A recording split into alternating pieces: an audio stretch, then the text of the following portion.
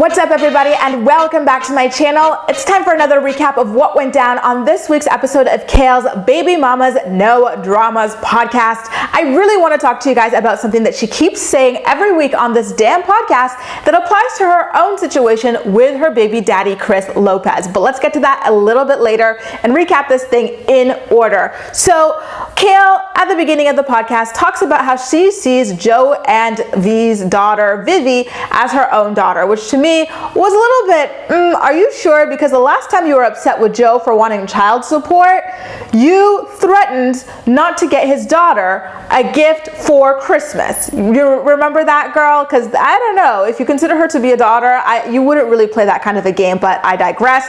Moving along, she talks about how she no longer wants to be a news anchor or a television host. She claims that she doesn't really like to be the center of attention, which is a bit interesting because this girl stays releasing boudoir shots that no one asked for. Remember, she had like every maternity photo on the internet, including the one with the horse that she should have kept in her drafts. And then just yesterday, she was posting, photos of herself in her jeans, topless, in just a bra. So in my opinion, these are the actions of someone who loves being the center of attention. But again, I'm gonna have to digress here.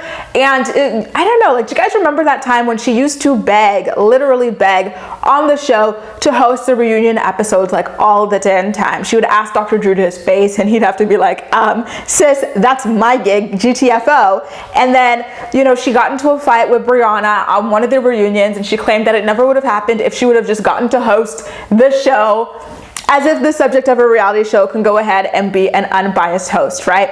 Anyway, I don't know where she stands in her life. Like, it seems like she changes what she wants to do every single week or month or year, because I remember shortly after she got her degree in communications, she claimed she was going to pursue her master's in communications. Now she's saying she should have gotten a degree in business because she's all about business, which is true. She does have a lot of businesses and I love that for her. I love her hustle. But I also remember a little bit after claiming she was going to get her master's in communications, she started posting about how she was studying the LSAT. She wanted to go to law school. What happened to that? Where's that textbook, girl? They don't come cheap. Then I'm pretty sure, you guys will have to correct me if I'm wrong, there was a little bit of a phase where she claimed she wanted to go to nursing school. She wanted to study nursing. So, I'm just very much confused by what it is that this girl wants to do with her life. I hope ultimately she's decided that it is business and she wants to continue being an entrepreneur, because that is something that she actually is doing. But, again, I'm not sure. Every time the wind blows, she is in a different direction. And then later on in the podcast, she talks about cutting off her friends. This is something that she was hinting at a little bit earlier, and she also talked about her family as well, but very briefly this time, not like the last episode. So she says, I had friends who would always complain that I didn't come back to Pennsylvania often, but at the time when they were doing this, I had just had my second baby. I was living in a house with my husband. They were living with their parents. I had a guest bedroom. They could have come to visit me in Delaware and stayed at my house, but they never made that kind of an effort. So that's why I, cut off these friends. And she name dropped her maid of honor as well. She's like, you know what? It was the same story with my maid of honor. That's why I don't talk to her anymore. If you recall, when we were watching her wedding on Teen Mom 2, her maid of honor was a girl named Christina, who she had been friends with for years at that point. And then she also talks about how, relationships with family are starting to fall off for that same reason. They're not making the effort. I'm very curious if Kail is making the kind of effort that she thinks she's making, because let's be real here. Sometimes, you get some friends, okay, who are like, listen, I'm on this dating app and I'm putting forth all this effort into my profile, but no one is matching with me. And then they send you their profile and you see photos that are not very flattering, a very short bio that is literally just emojis or 2 sentences about themselves. It doesn't lend themselves to a conversation. So, maybe she thinks she's putting in a lot more effort to connect with people than she actually is. And then she's cutting people off for not putting enough effort back, except no one's putting in any effort, and they just need to have a conversation about what they're expecting from one another. Honestly, I think that is what it kind of comes down to, not only in Kail's relationships, but in a lot of people's relationships as well. Just setting forth some kind of expectation on,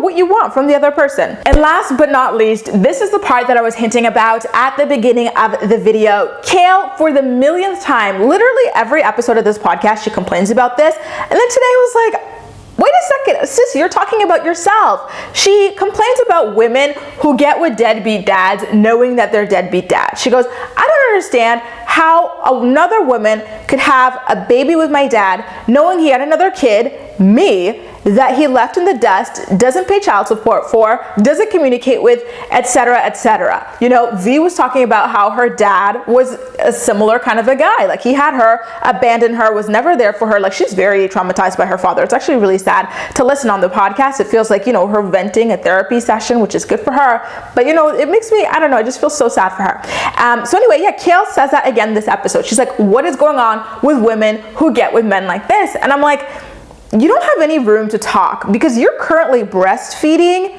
the child of a man you knew was a deadbeat because he already was a deadbeat to your other child and he already left you in the dust. So what are you talking about? You know, pick up a mirror somewhere and take a look inside of it, because what you're going to see is you. Why don't you ask yourself, why did I have another baby for a man that I knew was a damn deadbeat? You know what I mean?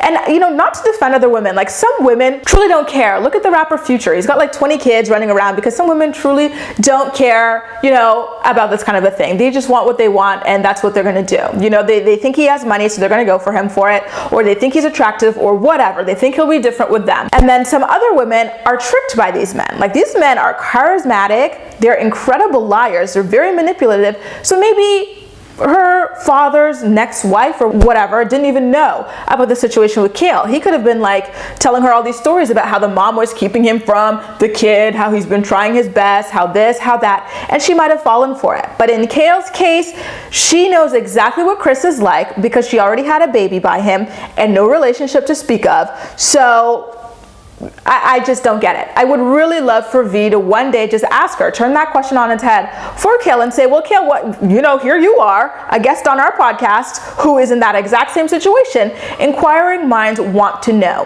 How do you go ahead and have a second baby for a man who's not even there for your first baby? You claim that you'd be way too turned off to do that if a man came to you wanting to be in a relationship and he was never there for his kids, yet the child that you've got on your hip says otherwise, right?